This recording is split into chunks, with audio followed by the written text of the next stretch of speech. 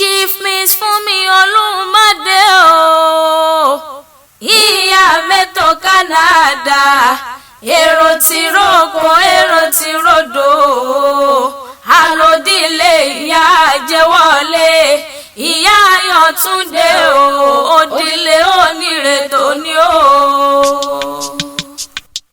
Nílẹ̀ lúkú ni wọ́n bí ẹ̀sìn ìwà ọmọ òní màlẹ́ o.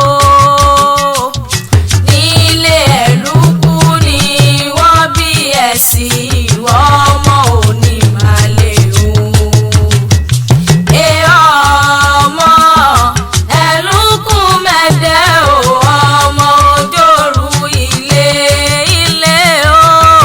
Ọmọ ẹ̀lúkú mẹ́dẹ́ o, ọmọ òjòrú ilé o.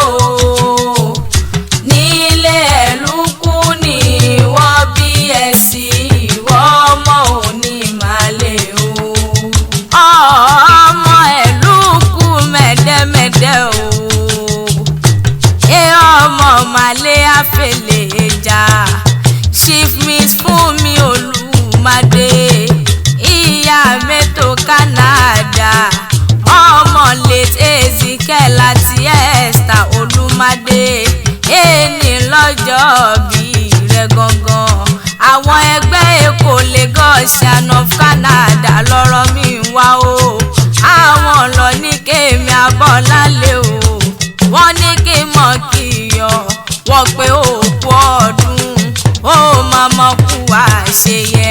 President Honorable Mr. Ibiyinka Sani àti Vice President Honorable Mrs. Iyabo Opere o, wọ́n ní kí n kí yọ wọ́n láṣẹ ìṣàmọ́dún nínú owó, nínú ọlá, nínú àlàáfíà, àtàìkú tí ń ṣe balẹ̀ ọ̀rọ̀ o. Ó yá jáde láwọn bàbá rẹ̀ gangan.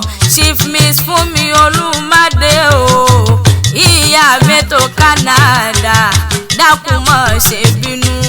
Èmi tí bá ọ lóye mo pè ọ lórúkọ, orúkọ làkúkú kọ́ Bàládé.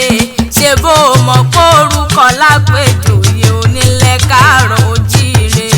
Happy 60th birthday o, ọmọ ẹ̀lúkú mẹ́dẹ́mẹ́dẹ́ o. Ọmọ màlẹ́ àfẹlẹ̀ ẹja, ọmọ àṣàwọn ní póríkì ẹsẹ̀ o. Ìwọ lọ́mọ máa gbó ìgbòrè, ọmọ lè kópa ní mẹ́rù ògùdù. Ọmọ akénigbó, ọmọ akénigbó, kẹrosí bára ọ̀nà.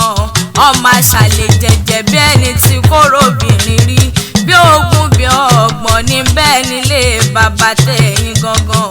Ọmọ dúdú lé o mọ̀ bẹ́ẹ̀ ṣe o, a ní pupa tó mọ̀ṣẹ́ ò sí nílé. Ọmọ olómi méjì, ọ̀kan múmu ọ̀kan àìmú, ọmọ wájú ọlọ́kọ̀ tí ń ṣòwò. Ọmọ Olúmádé o, ẹ̀yìn lọ́mọ lọ́kọ̀ tí ṣèjì gba ilẹ̀kẹ̀. Ilé ọmọ àtẹ̀tẹ̀ délé ọlọ́kọ̀ àkú yẹ̀bẹ̀yẹ̀bẹ̀ lórí omi. Ọmọ káfọ́pàwà káfàjẹ̀wà, ilé ọmọ Kòròdú oríwú, ọmọ akólùmáyìnbọn, ọmọ ẹ̀lúkú mẹ́dẹ́mẹ́dẹ́ o. Ọmọ Ṣàgọ́ ọwọ́ ẹ̀dùn, ọmọ omi ńlá tí ń ṣòpà kérékéré, ọmọ apá ńlá tí ń dùn rámúrámù, ọmọ kùsọ̀ ọwọ́ ẹ̀rú, ọmọ apàpà músàárì yo, àfijù màlétí, ọlọ́ọ̀fẹ́ àkẹsàn, ọmọ oníṣú mẹ́fà o. Méjì jíjẹ méjì àìjẹ, méjì tó kù lọ́fìn borìṣà tí ò léyìn. Òrìṣà ìlúkú mẹ́dẹ́ irúmọlẹ̀ tí ń fèlè jà, ṣòmọ̀ tún lè bá a jọ. Ìtura àmúpò yìí, ìtú èríta, ìtú olúwo, ìtú sápàjòyè o, ìtú mọ̀já, ìtú pàtẹ́ tó fi dé ládégà tó fi dé tújọ ǹgọ̀ràn o. Mo po tiwa sọ́dún èyí náà, àníwọ́ ò ní fọ́dún èyí ìṣòpin. Iwájú báyìí lọ̀pẹ̀ bí ti ń ré sí, iwájú ló máa lọ, ìwọ ò ní báwọn dèrò ẹ̀yìn. Dákun mọ́ ṣe gbàgbé wípé ẹgbẹ́ Èkó Lagosian of Canada